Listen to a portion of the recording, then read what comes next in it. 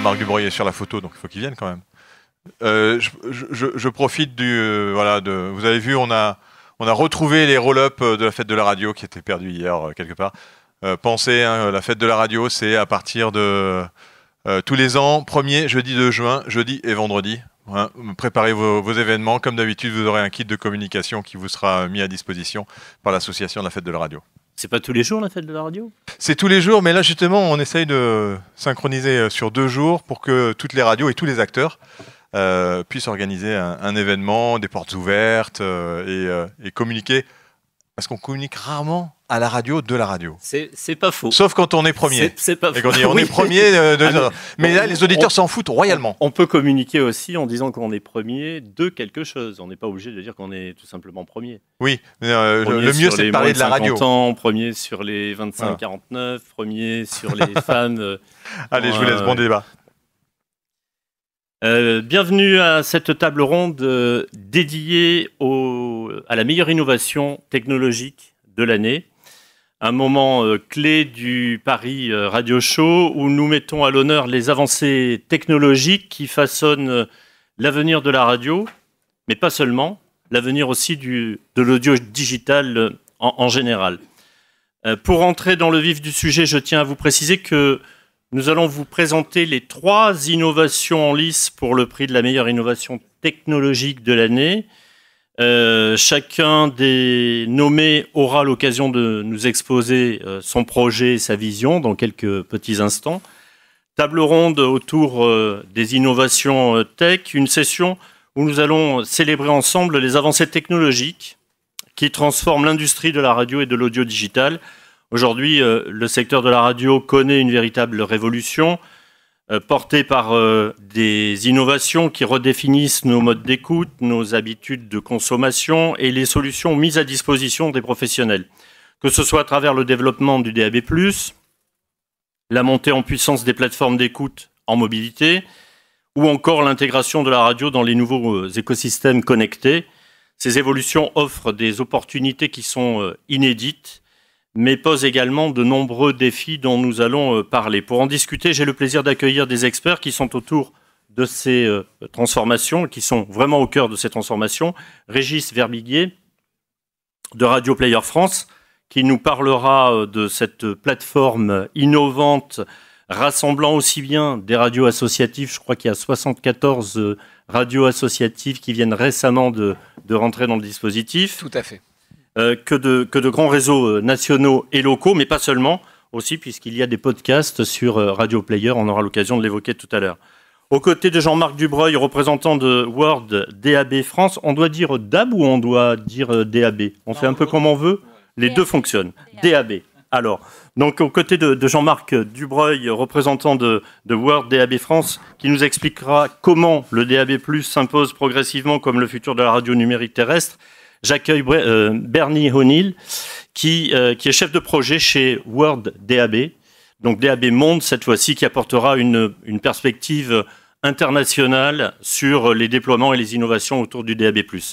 Freddy Fricot, responsable des réseaux de radiodiffusion au sein du groupe M6, qui nous fera part de la première, d'une innovation récente et de la manière dont un grand groupe média comme M6 adapte ses stratégies face aux mutations technologiques.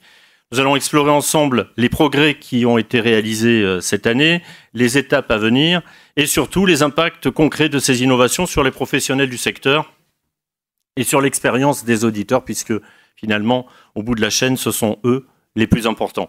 Je vous propose donc de commencer cette discussion en donnant la parole à nos intervenants afin qu'ils puissent nous présenter leur vision et leurs projets. Régis Verbiguier, bonjour. Bonjour. Je vous laisse le soin de présenter en qualité de premier nommé votre projet Radio Player. Très bien. Vous devez avoir un petit écran qui s'affiche quelque part. Il devrait y avoir un petit écran. Exactement. Il est là. Donc, bonjour à tous. Radio Player est une plateforme d'écoute innovante qui révolutionne l'accès à la radio et au contenu audio. Radio Player a été lancé en France en 2021 par, alors je vous laisse passer à la slide suivante, par 6 groupes français que vous connaissez bien, RMC, Lagardère, Les Indes Radios, le groupe M6 RTL, Énergie Group et Radio France. Et cette alliance réunit aujourd'hui plus de 600 000 auditeurs chaque mois en progression de 20% sur 2024. Radio Player France fait aussi partie d'un réseau international de 23 pays, essentiellement en Europe, mais aussi en Amérique du Nord, qui donne à notre plateforme la puissance nécessaire pour parler avec tous les acteurs globaux qui intéressent l'industrie de la radio.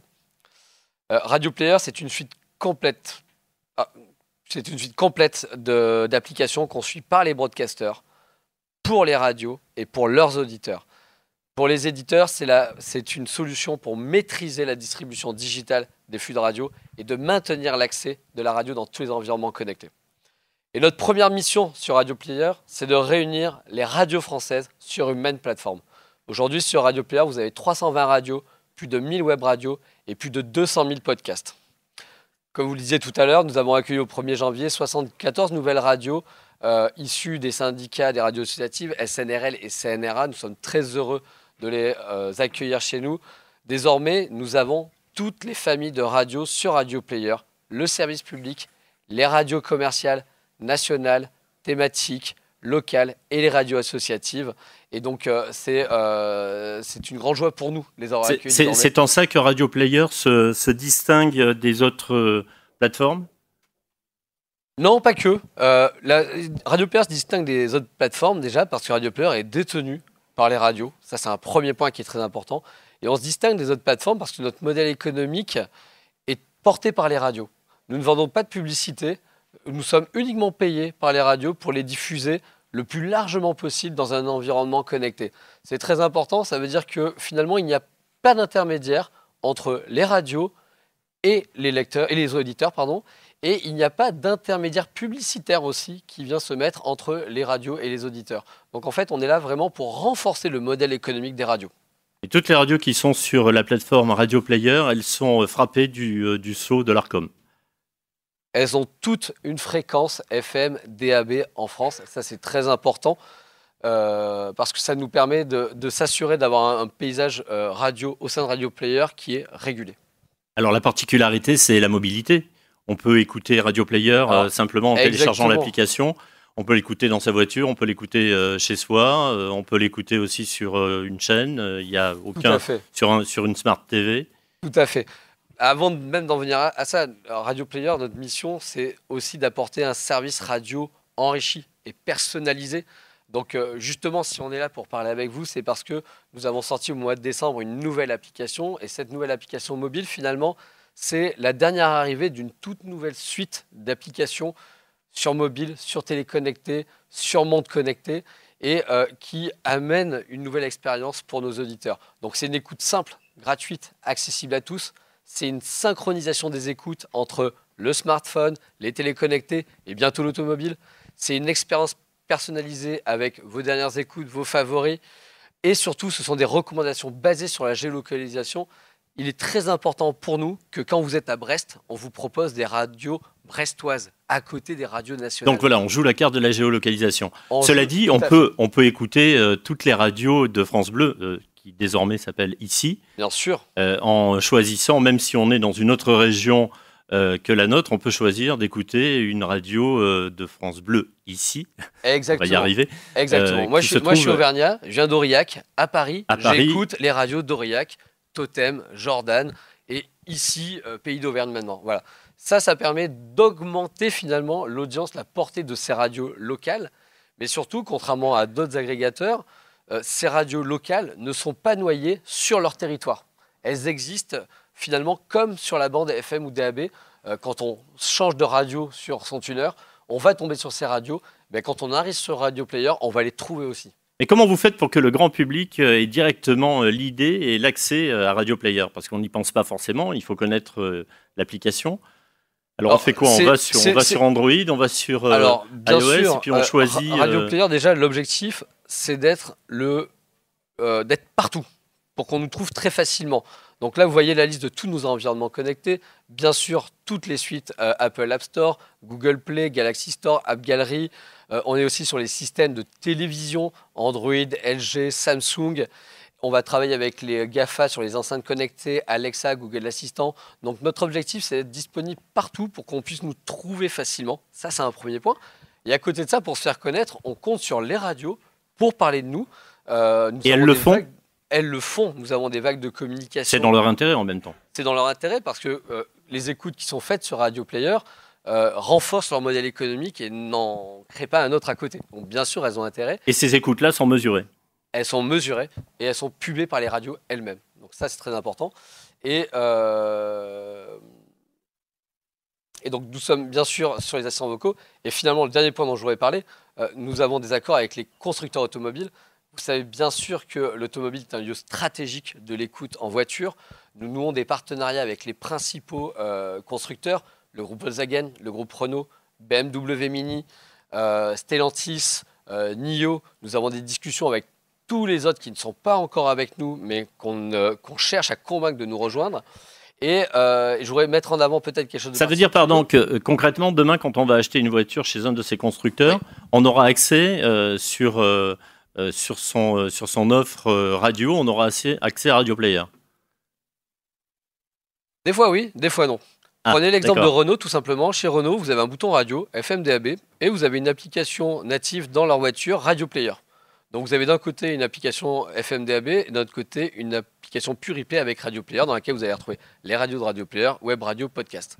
Allez chez Volkswagen. Volkswagen, finalement, c'est un de nos plus vieux partenariats. Ça a commencé en 2017. Depuis 2024, tous les véhicules du groupe Volkswagen, donc toutes les marques, vendent des autoradios hybrides qui sont FM, DAB et IP. Et Radio Player fournit à Volkswagen, finalement, toutes les métadonnées numériques, donc les streams, les logos, les grilles de programme, les web radios, les podcasts, pour enrichir cette radio qui a été faite par le groupe Volkswagen lui-même. Donc dans ce cas-là, Radio Player, finalement, agit comme un partenaire technologique et un partenaire de contenu au sein d'un écosystème qui est géré par le constructeur. Donc finalement, une des grandes difficultés, mais je pense aussi ce qui fait notre force, c'est qu'on est capable de s'adapter aux besoins de nos partenaires pour finalement s'assurer que la radio soit présente dans sa meilleure forme et le plus facilement possible. Et à ce moment-là, la marque Radio Player sera plus ou moins présente en fonction de ce que recherche notre partenaire. Voilà, c'est ce que l'on disait tout à l'heure, avec 74 radios associatives en plus, donc des grands réseaux. Radio Player réussit à concilier cette diversité, l'innovation pour offrir une expérience optimale aux auditeurs. Ouais. La mobilité, c'est un enjeu majeur aujourd'hui. On en a parlé, on vient de l'évoquer rapidement, mais quels défis techniques vous rencontrez pour garantir une écoute fluide sur tous les supports? Donc la voiture, ok, la voiture connectée, les smartphones, les assistants vocaux. Aujourd'hui, vous avez des défis techniques encore devant vous? Les défis sont à la fois technologiques, ils sont à la fois dans le fait de nouer des partenariats, dans le fait de convaincre des partenaires d'accueillir Radio Player comme une solution à la fois de technologie, mais à la fois de fourniture de droits de distribution. C'est-à-dire que quand un acteur vient chercher Radio Player, il vient chercher aussi les radios qui nous ont fait confiance pour les distribuer. Donc ça, c'est très important. Donc on va bien au-delà. Et ce qu'ils viennent rechercher avec Radio Player, surtout, c'est un acteur pérenne, soutenu par les radios, et finalement un acteur qui va pouvoir leur offrir un interlocuteur unique pour discuter avec les radios. Et ça, c'est très important. Oui, effectivement. Donc l'agrégation de contenu radio est un enjeu stratégique, on vient de le voir. Comment Radio Player accompagne les radios concrètement dans leur transformation numérique face à la montée du streaming et des podcasts ? Eh bien, on les accompagne justement en leur amenant une maîtrise de leur distribution. En venant sur Radio Player, elles s'assurent de travailler avec un acteur qui justement ne cherche pas à créer un business par-dessus leur propre business à elles. Nous, on est juste là pour servir d'intermédiaire et leur générer des audiences pour renforcer leur modèle économique. Ça me semble très important. C'est vraiment à la base du projet Radio Player, que ce soit en France ou dans les 23 autres pays qui ont lancé Radio Player. Merci Régis. Merci. Bernie O'Neill, chef de projet World DAB, et Jean-Marc Dubreuil, responsable France de World DAB. Merci d'être parmi nous. Vous êtes les deuxièmes nommés pour la meilleure innovation tech de l'année de ce Paris Radio Show édition 2025. Je vous invite à prendre la parole pour nous présenter à votre tour votre projet. beaucoup et félicitations à Radio Player et à M6 pour vos innovations aussi. Alors, ce nouvel développement, c'est un nouveau système d'alerte d'urgence pour DAB+, qui a été créé et publié l'année dernière. Et l'alerte aux populations sera renforcée grâce à la radio numérique terrestre. Donc, le prochain slide, cette nouvelle alerte repose sur la confiance de la radio et le média le plus réputé. Elle s'appuie sur la confiance que les auditeurs accordent à la radio, un réflexe quotidien. On a entendu hier avec près de 51 millions d'auditeurs par mois en France. Donc, la radio se positionne comme un compagnon de confiance toujours disponible pour l'auditeur et la radio accompagne l'auditeur aussi bien que dans les bons moments que dans les mauvaises périodes aussi. Donc, l'origine de cette histoire, c'était des inondations qu'on a vues en Allemagne en 2021, où des vies ont été perdues et on a vu que la réponse, les infrastructures civiles, c'était en fait inadéquate. Donc, ça a causé une période de réflexion. Il y avait des réseaux mobiles qui étaient hors service pendant plusieurs jours.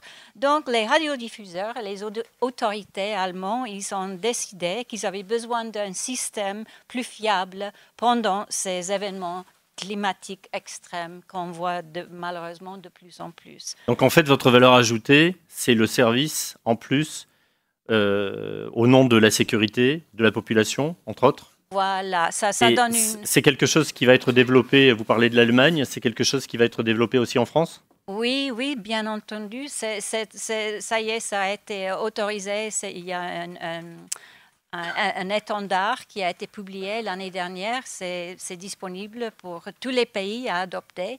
Et l'Allemagne va lancer un lancement commercial dans le deuxième semestre de cette année. Et il y a tous les fabricants de récepteurs qui commencent à mettre la puce dédiée à cette fonction. Donc ça veut dire que concrètement, quand on va écouter la radio en DAB, s'il y a une alerte, ça va couper le programme et on aura l'information. Voilà. Alors je vais vite fait... expliquer quel type d'information et est-ce qu'on peut choisir ces infos, la nature de ces infos, est-ce qu'on peut l'interrompre ? Oui, il faut bien, les éditeurs et les diffuseurs, ils doivent réfléchir bien avant d'activer ces notifications parce que c'est une question de vie. Donc, alors, je vais vous expliquer. Il y a 3 aspects qui rendent ce développement différent que tous les autres systèmes de diffusion terrestre qui existent. Donc, premièrement, le plus important, c'est le système de codage de localisation qui permet un ciblage géographique très précis. Seules les personnes concernées par un incident reçoivent l'alerte, tandis que les autres pas perturbées si ça ne les concerne pas. Alors, deuxièmement, les zones concernées par un incident ne coïncident très rarement avec la couverture de transmission d'un signal radio.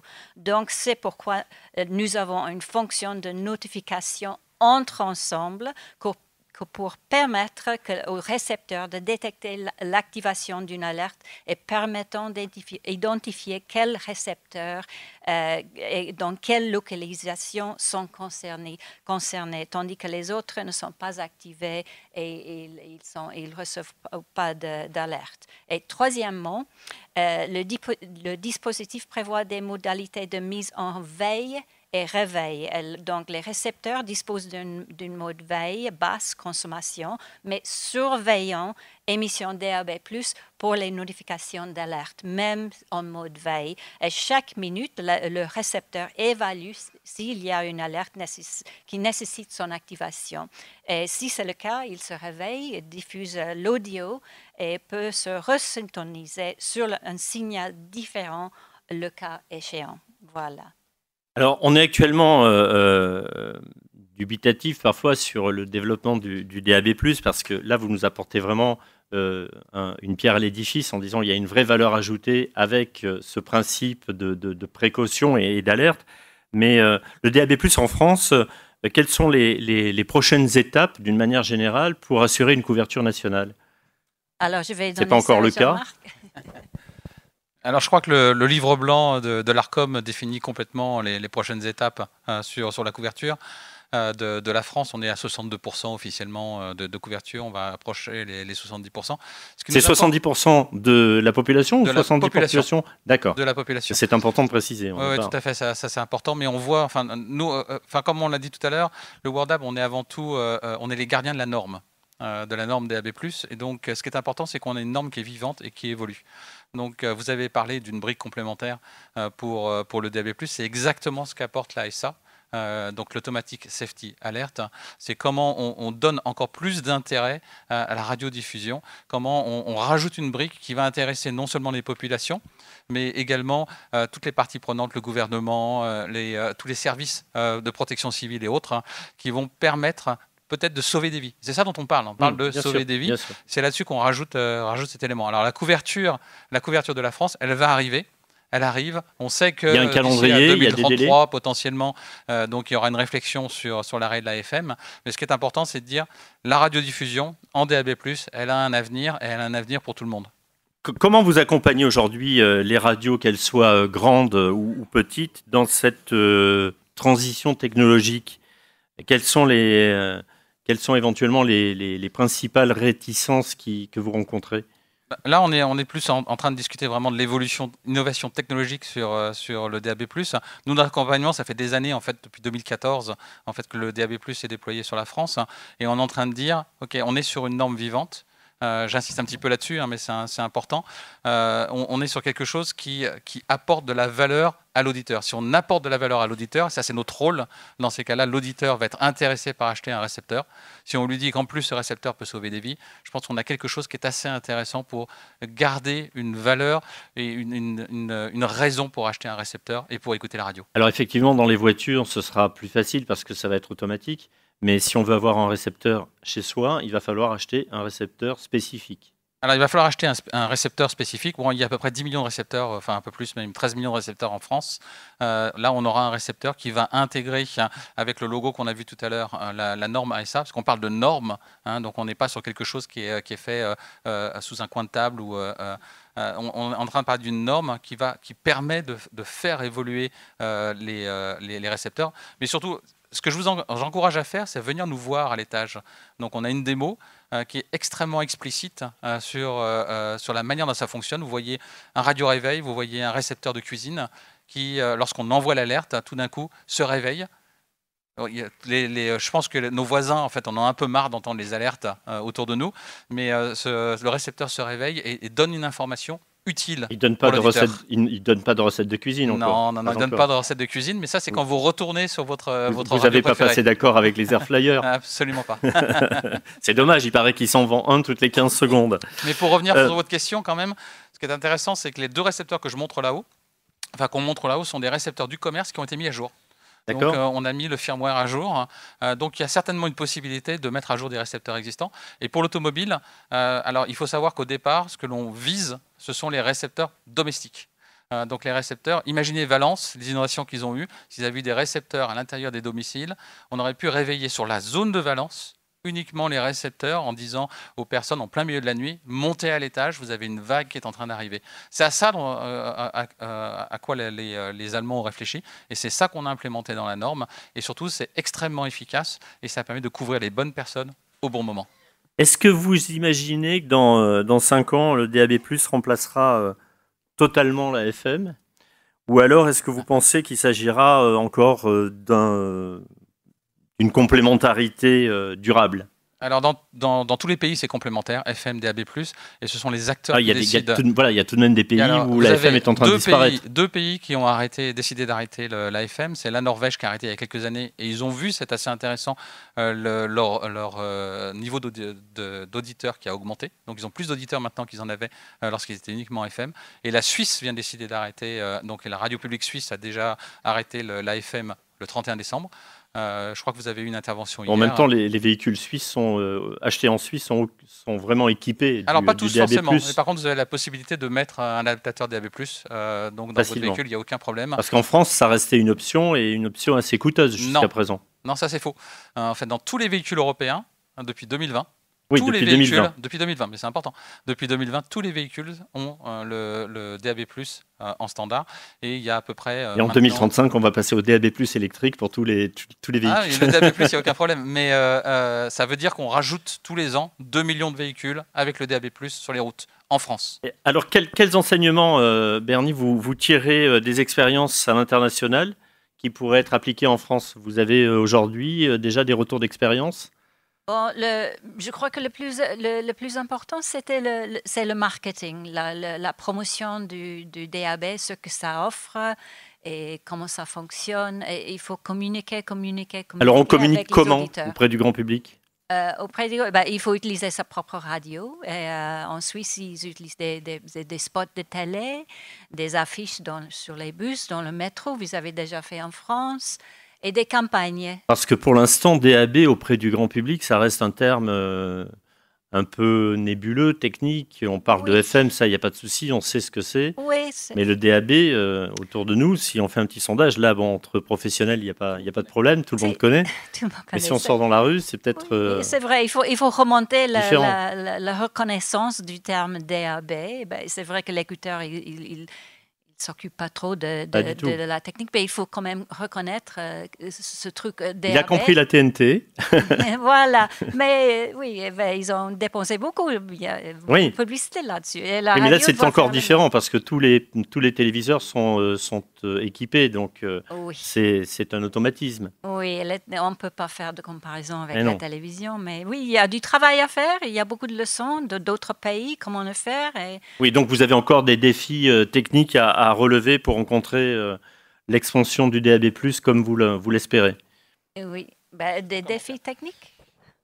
Je ne pense pas qu'il y ait de défis techniques. Les défis techniques, je crois on a réussi largement à les couvrir. On parle de technologie. La notoriété du DAB+, c'est une chose. Je crois que l'ensemble pour le DAB+, est en train de se focaliser sur cette notoriété. Si on est dans un véhicule, dont vous parliez tout à l'heure, qui est l'endroit où on écoute le plus la radio, il y a plein de gens qui écoutent en DAB+, ils ne le savent pas. Donc, c'est pas très bien important. sûr, ça reste transparent. C'est pas très important, ça reste transparent. La techno, on s'en fout, je vais dire ça. À partir du moment où la techno apporte une valeur ajoutée, et le DAB+, il apporte une valeur ajoutée aux éditeurs, aux diffuseurs, et de manière ultime à l'auditeur. En quoi le DAB+ constitue une solution durable face aux enjeux environnementaux? Alors, on en parle beaucoup, notamment par rapport aux consommations énergétiques des autres modes de diffusion. Alors, je parlais d'enjeux environnementaux. Moi, je vais en donner 2 enjeux environnementaux. On a parlé tout à l'heure des catastrophes naturelles. Donc, d'ailleurs, l'UNESCO va en parler également, puisque ça va être un des éléments. Quel est le rôle de la radio dans tout ce qui est catastrophe naturelle ou écologie? Le deuxième élément, si on regarde la consommation électrique du DAB+, c'est la solution la plus efficace énergétiquement pour diffuser la radio, que ce soit comparé à la FM ou que ce soit comparé à l'IP. Donc c'est la solution la plus efficace énergétiquement. Et comme on est en train de parler actuellement beaucoup d'économie d'énergie, je pense que c'est assez fondamental de ne pas oublier que la radiodiffusion a aussi cette valeur-là ajoutée. Ça, c'est un message que vous passez aux gouvernants, que vous passez d'une manière générale On le passe à tout le monde. Vous avez des études de cas également sur notre site internet, il n'y a aucun problème. La BBC, les radios allemandes, la radio publique allemande ont fait une étude qui démontre quelle est la quantité d'énergie dépensée pour écouter une radio en DAB, en IP ou en FM, et on voit immédiatement le gain. Mais le premier gain, vous y pensez tout de suite, c'est assez évident, vous multiplexez. Ça veut dire que vous avez 13 radios en France qui émettent sur un seul pylône, donc vous avez forcément moins d'énergie dépensée pour émettre, mais au niveau de la réception, c'est également le cas.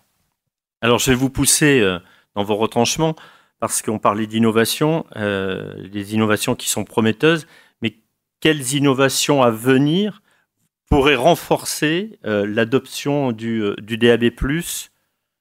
Est-ce que vous y avez songé? J'imagine que oui. Est-ce que vous pouvez déjà en parler? Si l'ASA dont on a parlé, qui est une innovation normée, etc., qu'on vient juste d'annoncer, qui a été publiée à l'ETSI au 4e trimestre 2024, n'est pas une innovation qui donne de la valeur au DAB+, je pense que là, on aura loupé notre message et on aura loupé le fait de convaincre un petit peu tout le monde là-dessus. Quand je vois l'intérêt qu'on a, à nouveau, dans la démo que je démontre là-haut, de toutes les personnes qui passent et qui disent « Ah ouais, quand même !» Donc le réveil, surtout, qui se réveille justement de stand-by, c'est quand même vachement intéressant. Et là, on se dit, là, il y a un modèle d'usage. Merci à vous deux.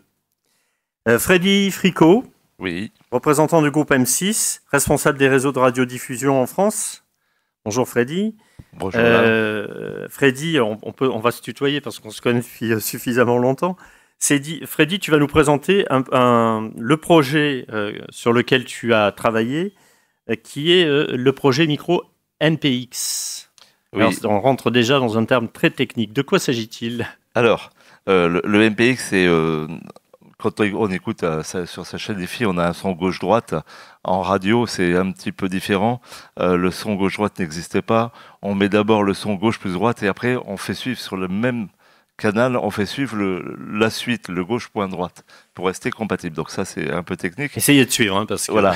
Et donc, c'est un son qui est très lourd. Et donc, sur chaque émetteur, dans chaque ville, on a un traitement de son. Donc, pour le groupe M6, ça faisait à peu près 850 traitements de son. Donc, à maintenir, c'est très lourd. Alors, on parle de traitement de son BF et HF? BF, pour le son. C'est ce qui donne la couleur de la radio. Le son pour par exemple RTL n'est pas tout à fait le même que le son de Fun Radio ou d'énergie. Et donc, on avait un traitement de son dans chaque ville. Et quand on se promenait et que vous faites Paris-Bayonne, par exemple, vous avez à peu près une vingtaine d'émetteurs. Le son était différent de ville en ville. Plus ou moins fort, plus ou moins aigu, plus ou moins grave. Bref, c'était un souci. Donc, il nous est venu l'idée d'enlever ces traitements de son, mais pour enlever ces traitements de son, il fallait numériser et envoyer par satellite un traitement de son, le produit de la sortie d'un traitement de son. Et là, c'est là où on a commencé à rencontrer des difficultés parce qu'il fallait numériser. Et donc, ça nous a permis, en plus d'avoir une homogénéité, on cherchait l'homogénéité, on cherchait la maîtrise parce que quand on a 850 traitements de son, pour modifier le son de la radio, il faut à peu près 6 mois. Il faut se déplacer partout. Voilà. Exactement. Donc, nos partenaires TDF, Towercast, il leur faut 6 mois pour remplacer. Donc, c'est un peu compliqué. Pour suivre le son et l'évolution du son, on est toujours un petit peu derrière tout le monde. Donc, il fallait une homogénéité. On a aussi des problèmes de panne. Qui aujourd'hui, quand on a une panne, il faut aller dépanner, il faut faire 200 km aller, 200 km retour pour aller dépanner un émetteur. On n'est pas franchement dans l'air du temps à l'économie d'énergie. Il fallait aussi penser aux économies d'énergie parce que 850 traitements de son, pour un groupe, ça fait beaucoup d'énergie consommée. Donc on commençait à penser RSE. Le coût, parce que tous ces équipements ont un coût de location ou d'achat.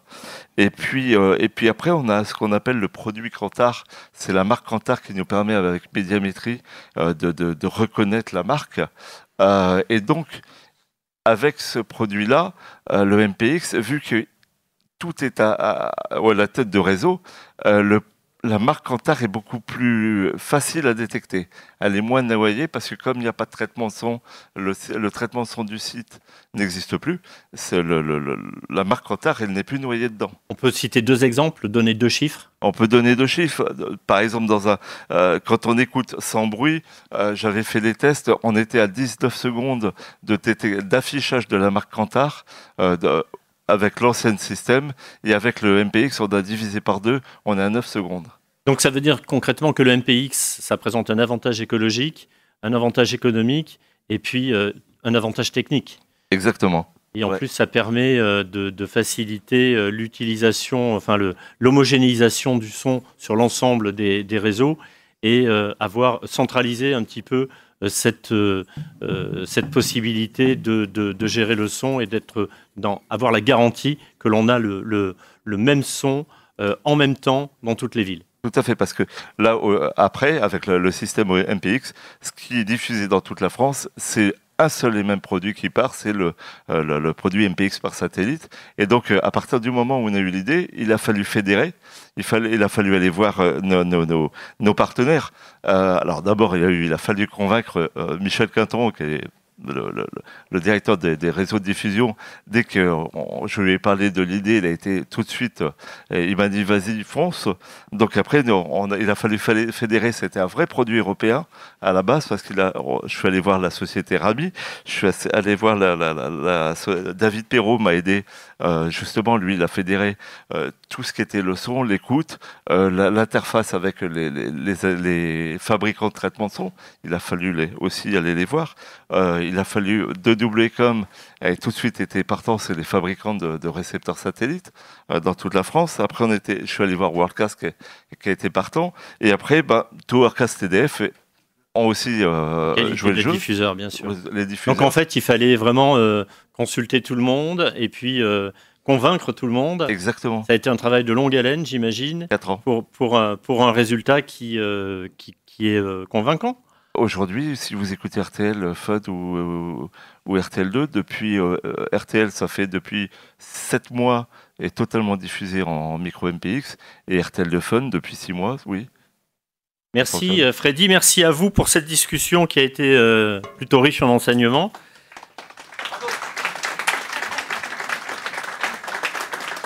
Voilà, nous avons exploré les innovations qui transforment la radio, qu'il s'agisse du développement du DAB+, de l'évolution des plateformes comme Radio Player France, ou des stratégies des grands groupes tels que M6 pour s'adapter aux nouveaux usages. Ces avancées montrent que l'avenir de la radio passe par une combinaison de technologies numériques, bien sûr, de connectivité et d'une meilleure compréhension des attentes de tous les auditeurs, puisqu'encore une fois, ce sont eux qui sont au cœur du dispositif. Merci à nos experts intervenants pour leurs précieuses contributions et à vous tous pour votre attention. Je pense que nous allons procéder, puisque nous avons 3 nommés. Qui nous rejoint? Nicolas, peut-être? Une petite vidéo. Avec du son, c'est mieux.